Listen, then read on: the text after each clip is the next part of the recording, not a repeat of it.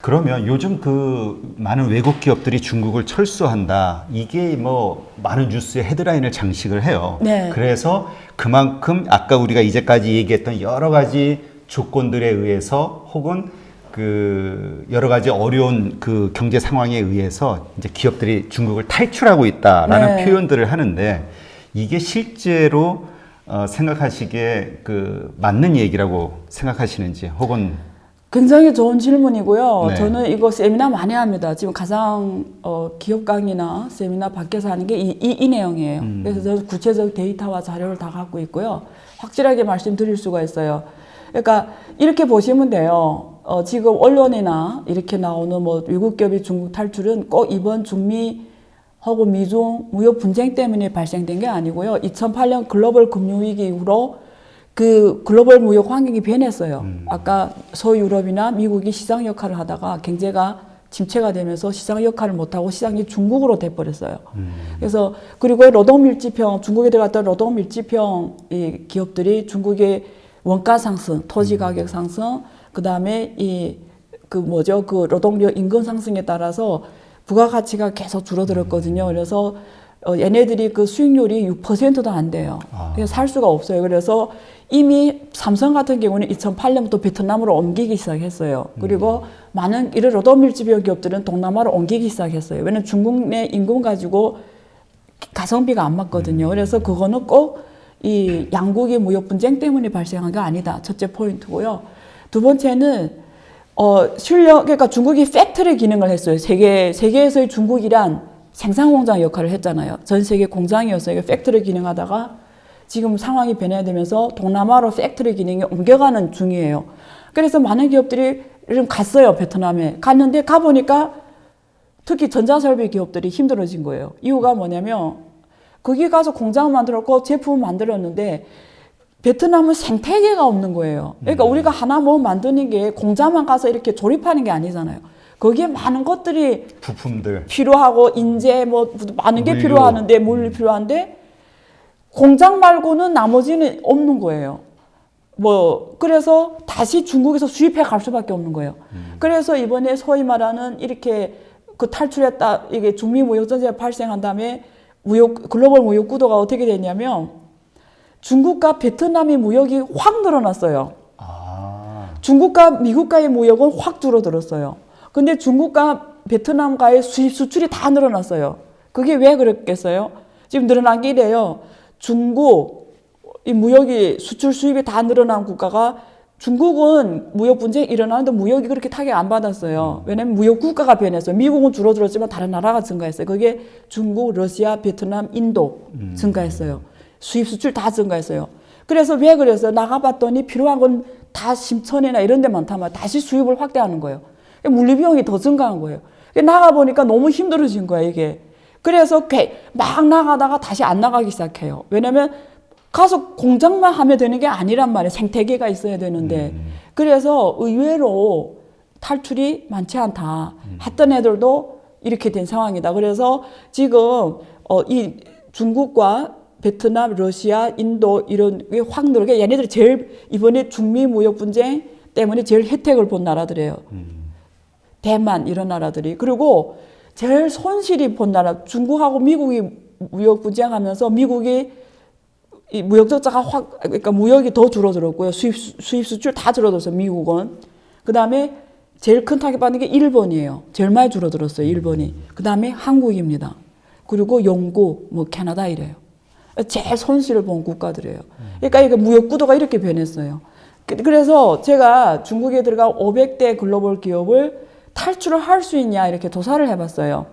그걸 지수화합니다. 네네. 우리가 크레딧 레이팅 뭐 트리플 A, 2A, A, 트리플 B 이렇게 하는 것처럼 점수를 매겼어요. 뭐 중국의 진출 시기, 중국에서의 업무 전개도 다양성, 그리고 탈출 복잡도 뭐 이런 걸 그리고 중국에 대한 영향력, 그리고 그 탈출했을 때 손실 뭐 이런 거 다 지수화해서 점수를 매겨서 순위 매긴 자료가 있어요. 그게 A 이상은 탈출하기 어렵다고 보면 돼요. 탈출하는 게 손실이 더 크다고 보면 돼요. 삼성은 A예요. 삼성은 A. 그래서 삼성이 이번에 시안에 공장 2를 또 만들잖아요. 이미 언론에 나갔어요. 그게 반도체 그렇죠. 예. 그리고 그러니까 나간 거는 베트남으로 이전한 건 핸드폰. 예, 제조, 핸드폰 제조고, 그리고 반도체는 또 확대를 하고 있어요. 중국 내 공장을. SK 하이닉스는 트리플 C예요.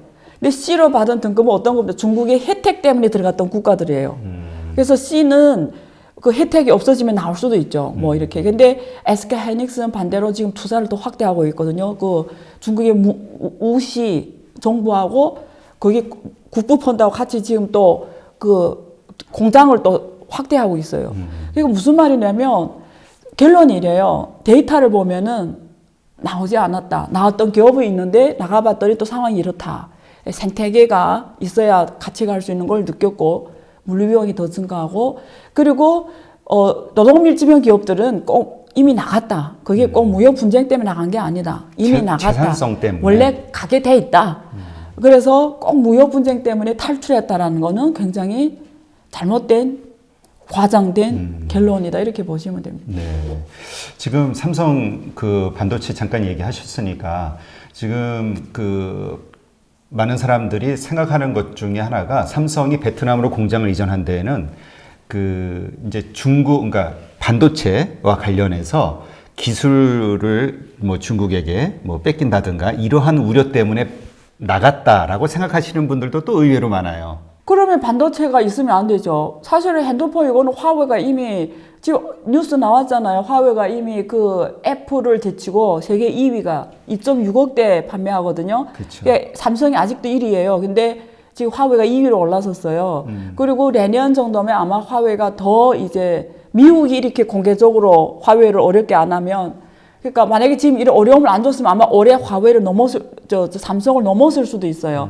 그러니까 만약에 그게 그 가설이 진짜라면 반도체는 중국에 있으면 안 되죠. 반도체가 진짜 게임이죠.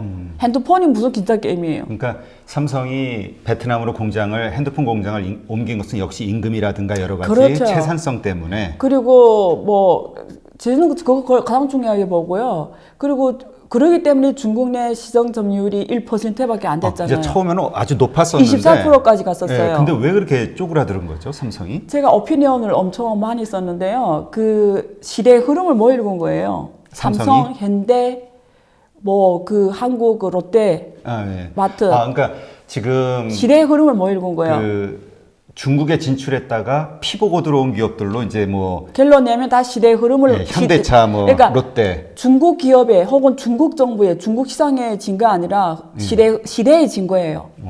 무슨 말이냐면 삼성 같은 경우에는 그때 당시에 중국이 이미 3G에서 4G로 딱 넘어갈 때 딱 지금 같은 시점이에요. 4G냐 5G냐 할 때예요. 핸드폰.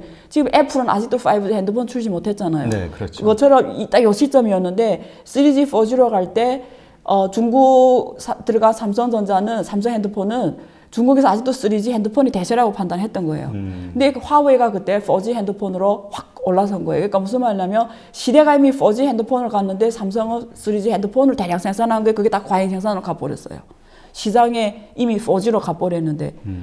그 다음에 현대자동차 똑같아요. 중국은 SUV가 대세인데 소나타 승용차로 주로 주력 상품으로 한 거예요. 그 시장에서 힘들어졌고요. 롯데는 이미 전자상 거래 다 온라인으로 이게 상품이 왔다 갔다 하는데 계속 오프라인을 확대한 거죠. 마트. 지금 한국 시장에서도 이마트가 힘들어요. 왜냐면 지금 뭐 총알 배송이니 새벽 배송이니 하면 사람들이 이제 거기가 안 사거든요. 그러니까 시대가 이렇게 변했어요. 중국은 2010년부터 이미 전자상 거래로 가는데 롯데마트는 오프라인을 계속 한 거죠. 사람들이 오프라인을 안 사는데. 그래서 그때 진 기업이 따룸파라는 대만 계열 기업한테 졌어요. 그게 R마트라는데 그게 중국에서 마트 1위 업체예요. 근데 걔네도 지금 파산했어요. 알리바바 인수했어요. 그래서 그 R마트 그 총재가 중국 시장을 떠나면서 이런 말을 합니다. 나는 내 업계에는 모든 경쟁 상대를 다 죽였다. 근데 나는 시대에 됐다. 이 말하고 떠납니다. 이 기업들이 다 똑같아요. 그러니까 중국을 제발 원망하지 말라고요. 그러니까 시대의 흐름을 읽는 게 특히 큰 기업들은 그 무엇보다도 중요해요. 그래서 저는 한국에서 살면서 세미나 가면 항상 오늘 질문한 질문이 계속 나와요. 근데 제가 말씀드리는 게 적절하지 않을 수도 있어요. 객관적이 아니다고 생각하는 사람 대부분일 거예요. 그럼에도 불구하고 제가 이런 말씀을 드린 이유는 적어도 이런 관점이 있다. 좀 이렇게도 봐달라. 한번 요 문제일 수도 있으니까 좀 더 한번 고민해봐달라 이런 의미에서 말씀드리는 거예요. 믿고 안 믿고는 뭐 자유니까요. 네. 그렇죠. 뭐 일단 이러한 그 안 교수님 말씀처럼 이러한 것에 대해서 이게 틀리다고 생각하면 조사를 해보면 되는 거니까. 네, 네, 그렇죠. 네. 일단 첫 번째는 만약 우리가 이제까지 가지고 있던 생각에 대해서 한번 합리적인 의심을 가지고 사실 확인을 해보자라는 네. 데 의미가 있는 거니까. 네. 근데 이제 지금 이왕 얘기가 나온 거니까, 그러니까 롯데는 이미 망해가고 있었다는 얘기네요. 그렇죠. 중국 시장에 정착을 매년 못하고. 엄청난 적자를 기록했죠. 근데 이제 그게 결정적인 타격을 입은 게 이제 사드와 관련해서 중국과 이 어긋나면서 소방 점검으로 영업을 못 해가지고 망했다라고 많은 사람들은 생각을 하거든요. 네. 그것은 그건 잘못된 거죠. 아. 그 전에 이미 매년마다 엄청난 적자에 시달려서 어떻게 정리할까를 굉장히 고민하고 있었죠. 그러면 그 소방 점검 받고 뭐 이것은 어쨌건 약간 정치적인 의미가 있긴 있는 거죠. 그게 중국에서 보면 어떻게 전략을 잘못 쓴 건데 그렇게 안 했어도 롯데는 어렵게 돼 있는데 그거 하는 바람에 중국 이미지만 나빠졌기 때문에 중국은 전략을 어떻게 보면 잘못 쓴 거예요. 원래 대국의 이미지가 중국이 세계에서 진짜 G2 국가로 가려면 굉장히 좀 더 유연한 자세와 이 넓은 자세와 근데 그게 중국 국민이 다 그렇다고 생각하면 안 돼요. 어느 나라나 극이라는 한국도 극우가 있고 일본에도 극우가 있고 어느 나라나 중국도 극좌가 있을 수 이런 사람들이 행동이라고 보시는 게 맞고요. 절대 중국의 보편적 행동이라고 보시면 안 돼요. 근데 그러면서 이해를 하면 좋겠고 근데 그게 결정타는 아니었다는 말씀을 드리는 거예요. 네. 그래요. 그러면 지금 말씀하신 대로 삼성 반도체가 이제 시안인가요? 거기다 이제 또 네. 시안? 네. 네, 거기다 이제 대형 공장을 짓고 하는데 중국에서는 어쨌든 전략적으로 반도체 산업을 뭐 이제 육성하려고 노력을 하잖아요. 네, 네. 근데 뭐 기존의 업체들이 기술을 그렇게 쉽게 줄 것 같지는 않고요. 네. 뭐 마이크론이라든가 네. 삼성이라든가 하이닉스라든가 중국 정부에서 이 반도체를 키워나가 육성 전략은 뭐 어떻게 되나요? 중국은 매년 18조 넘는 세계에서 최대의 반도체 투자를 하고 있고요. 그 반도체가 사실 지금까지 2010년 이후로 굉장히 투자를 많이 했음에도 불구하고 성과는 크지는 않아요. 자국산 비율이 아직도 각 섹터별로 다 다른데요. 제일 많아서 30%고요. DRAM이나 낸드 플래시는 또 0%예요. 자국산. 그러니까 국산율이 굉장히 낮아서 해외 의존도가 굉장히 높고요. 그래서 시간이 굉장히 오래 걸리는 문제고요. 특히 이 반도체라는 거는 이 가성비가 맞는 걸 만들어내는 게 제일 중요한데 그렇죠. 그게 굉장히 오랜 적어도 5, 6년 시간 걸립니다. 그래서 돈을 많이 투자했다 되는 일은 아니에요. 그래서 중국은 지금 그 생태계 엔드 투 엔드 이 생태계를 만드는 데 주력하고 있고 화웨이나 이런 기업들이 소프트웨어, 하드웨어 모든 면에서 지금 투자를 확대하고 있고요.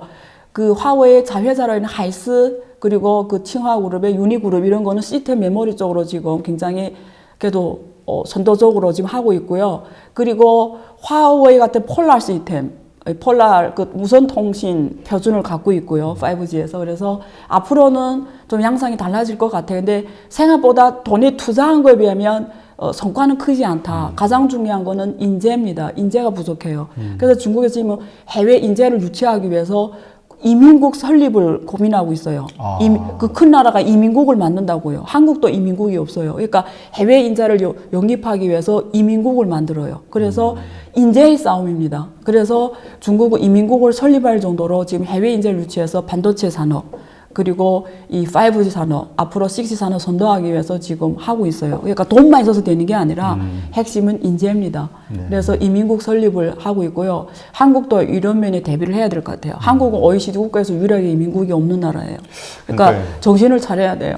네. 그러니까 지금 인구는 점점 줄고 있고 네. 어떤 분들은 그런 얘기 하시더라고요. 그래서 세계 그 유능한 네. 인재들을 끌어올 수 있는 뭔가를 만들어야 되는데 네. 예, 하여튼 뭐 이게 쉬운 얘기는 아니죠. 네, 네, 참 네. 많은 또 논란이 있는 얘기고. 네, 네. 예, 오늘 하여튼 그 안 교수님하고 우리가 일반적으로 생각하고 있는 여러 가지 뭐 편견일 수도 있고 오해일 수도 있고 아니면 또 어떤 분들이 믿는 대로 사실일 수도 있고 이러한 것들에 대해서 민감하지만 좀 이야기를 다뤘고요. 이거에 대해서 일단 우리가 화두는 꺼내놨으니까 정말 동의를 뭐 하시든 못 하시든 한번 사실 확인을 해보는 합리적 의심을 가져보는 이런 왜냐하면 이게 결국 우리가 돈 벌자고 하는 거니까 중국을 상대로 과연 우리가 돈을 벌 수 있을지 없을지에 대한 중요한 문제이기 때문에 한번 그 확인 작업을 해보는 것도 필요하지 않을까 싶어서 오늘 이런 시간을 만들었고요. 좀 민감한 주제들인데 시원시원하게 대답해 주셔서 정말 감사합니다. 네. 예, 감사합니다. 또 다음에 뵙겠습니다. 네.